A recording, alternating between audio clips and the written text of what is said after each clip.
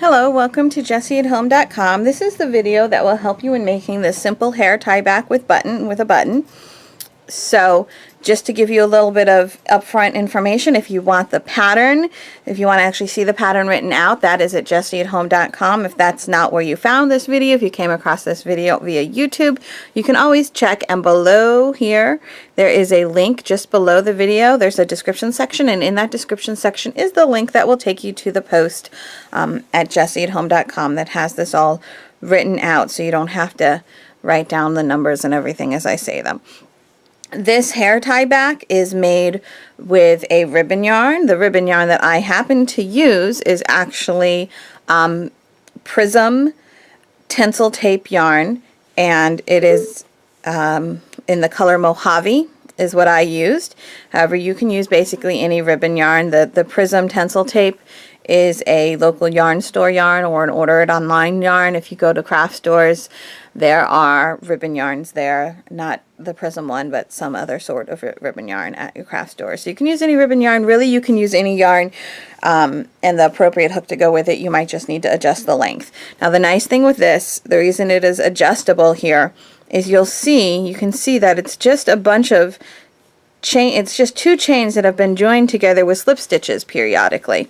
What that means is this button can go into any of those openings, which makes it very adjustable. So if you do your hair differently and you need it to be bigger one day than another day, or if your yarn stretches out and you need to start making it smaller, making it tighter, then that's fine. You just adjust where you put this loop.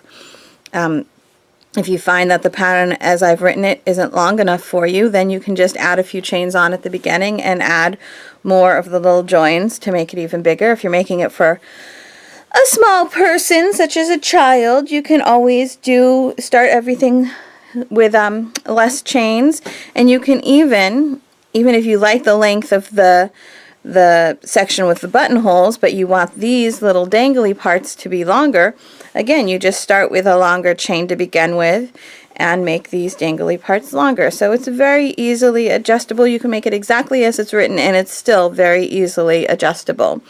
Okay, so all you need is that tinsel tape, that ribbon yarn, and a button, and if you're going to sew it on with thread, then you need thread to sew the button on, and a needle, obviously. All right, so let's get going. Here I have my tinsel tape by Prism yarn and my 4.0 millimeter crochet hook. And to start off, you make a chain 3. So we get ourselves a little knot here to start off, slip knot, and we chain 3. 1, 2, 3. And now we're going to make a puff stitch into the bottom loop of the first chain that we made. So let's take a look at this chain. This is the top of the chain, and you see how it has the kind of teardrops? This is the bottom of the chain, and it has those ridges. Those bottom ridges are what we are going to be working into on this pattern. So for the puff stitch, it's simply yarn over, insert your hook into the stitch, yarn over, pull through, times 4. All right, so let's look at that. That means we yarn over, insert our hook into the bottom loop of the first chain that we made, yarn over, pull through. That's 1. We need to do that 4 times. Yarn over, insert the hook into the stitch, yarn over, pull through. 2. 3. Yarn over, insert the hook into the stitch, yarn over, pull through. 4. Now if you wanted to spread those out and count them, there would be 9 loops on your hook.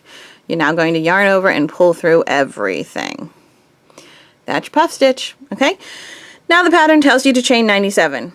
Again, this is where you may end up eventually making some modifications to the length of your chain to change the size of the little dangles or whatever. I'm not going to do a full 97, which is why I'm not actually counting. I just want to get enough here to show you the turnaround so that you get the idea of what's happening. Okay, once you've chained 97, the instructions say to go ahead and slip stitch into the 5th chain from the hook. So again, we're going to look at the ridges, and we're going to count 1, 2, 3, 4, 5, and that's where we slip stitch into the 5th chain from the hook. Okay, now the pattern tells us to chain 4. 1, 2, 3, 4, skip 4, and slip stitch into the back loop of the next chain. So we're going to skip 1, 2, 3, 4, and then we're going to slip stitch to the bottom loop of the next chain. Now chain 4. 1, 2, 3, 4. Slip stitch, skip 4. 1, 2, 3, 4. Slip stitch into the bottom loop of the next one. So going into the 5th one. We'll do that one more time just to show you, make sure you really get it. Chaining 4, 1, 2, 3, 4. We're going to skip 4 and then slip stitch into the next one. 1, 2, 3, 4. Here's the next one. And that's what we slip stitch into. Okay, you're going to do that as many times as the pattern indicates, which is actually 16 times, which will actually give you, because this first one wasn't counted in that 16, that will give you 17 little joins. Okay, then the pattern has you chain 20. Again, I'm not actually counting here. And then you are going to puff stitch into the bottom loop of the 3rd chain from the hook. That's what I thought, but I wanted to make sure that I was going to say it exactly as I wrote it. So once you've chained your 20, you're going to puff stitch into the bottom loop of the 3rd chain from the hook. So again, we're going to count 1, 2, 3, and that's the 3rd chain from the hook, the bottom loop. And that's where we're going to put our puff stitch. 1, 2, 3, 4, puff stitch, and then actually you want to chain 1 to finish it off. Clip your yarn, pull it through.